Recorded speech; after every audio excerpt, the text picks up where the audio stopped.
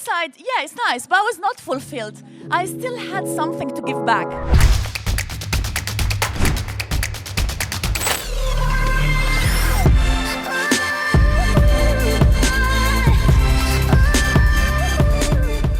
Hey, is everyone here? I know it's almost the midday. It's very hot. Nice to see you all. I'm very glad to be here. I'm very glad to have the opportunity to talk to the young generation, to the future, to people who are aspiring to become entrepreneurs. Did you know that 67% of entrepreneurs, successful entrepreneurs, started in the corporate boardroom? Did you know that? We always think that you are born entrepreneur, that you have to start immediately after you finish your university, or if you decide not to go to university, you are supposed to just go and be an entrepreneur. You are born like this. Well, let me tell you something. I'm Sana Shoyak, and I'm a corpreneur. What is a corpreneur? Well, I navigated the matrix of corporates, and I also enjoyed and experienced the thrill of entrepreneurship. I went to Kilimanjaro. I summited Kilimanjaro in 9 days, where I was just like living in tents and not showering for 9 days. I can tell you that was tough. But the connection with nature, the difficulties, what I lived climbing that mountain was amazing. I came back and I was like, what am I doing here? This is life. That's what I need to experience. I want this challenge. I lived it physically. Why not professionally? I still remember, I was driving at that time my fancy car, stopping in a traffic light. At that time, I was making more than 1 million dirham a year, traveling business class around the world, going to business meetings. From outside, yeah, it's nice, but I was not fulfilled. I still had something to give back. And what I wanted to say is entrepreneurship is not only about money. It's about wanting to solve a problem. I was not driven by becoming successful because I wanted to become the unicorn. Because, you know, it's 0.0 something % of entrepreneurs who become unicorns. And kudos to them, it's amazing. But me personally, that was not my drive. My drive was I wanted to make an impact. I wanted to live my passion. So I quit. To be honest, I'm not going to say I knew what I wanted to do. I didn't know. But I had enough savings to be able to live out of them and to figure out what I wanted. So I came across an amazing group of people, and I started learning more and more about startups. And then I said, okay, I'll become an angel investor because I saved enough. This is what I wanted to do. And then I invested, and I became a co-founder in an amazing startup. It was the LinkedIn Junior. It's called Wing Studio.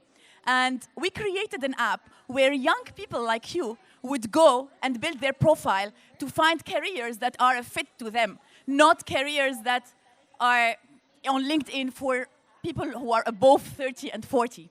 And I love LinkedIn because I'm above 40, but if I were below 30, I wouldn't enjoy LinkedIn. It's all the parents and grandparents. It's like what happened between Facebook, people moved to Instagram, right?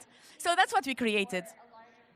However, I must say, it was amazing. We managed to impact 7,000 young people that we have had on our app.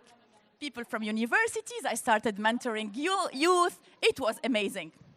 However, we failed, and I'm proudly saying it. We couldn't raise the second round of investments. You know why? Because we didn't focus on monetization.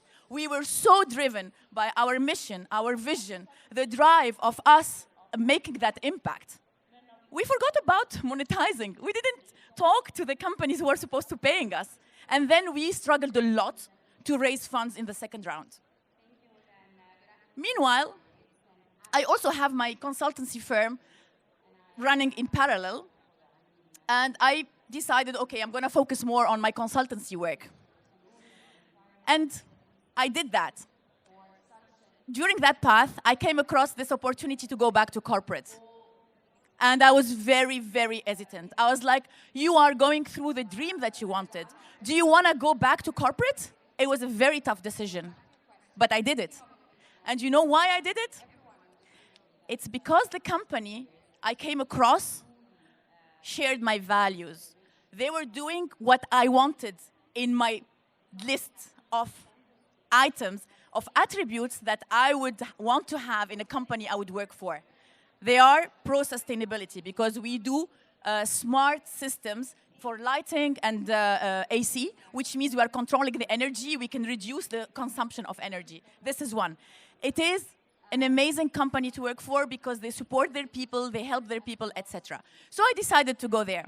I kept my consultancy firm simply because I wanted to still do and make an impact. I mentor young people through a program which is run by the London Institute of Banking and Finance. And whomever wants to be mentored or coached, I'm happy to do.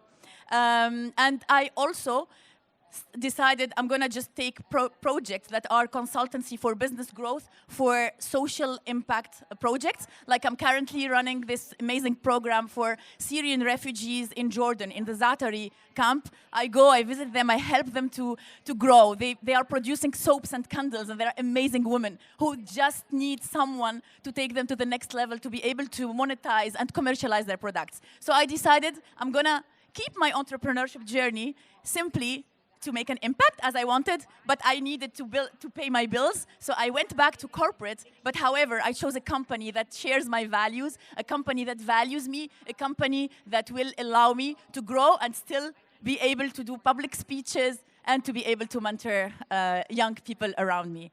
So what I can say, whatever you choose as a path, just do it with passion. Make an impact, whatever this impact is, and just go and conquer. You are the future. You are the young generation. So go for it. Thank you very much for your time. Thank you.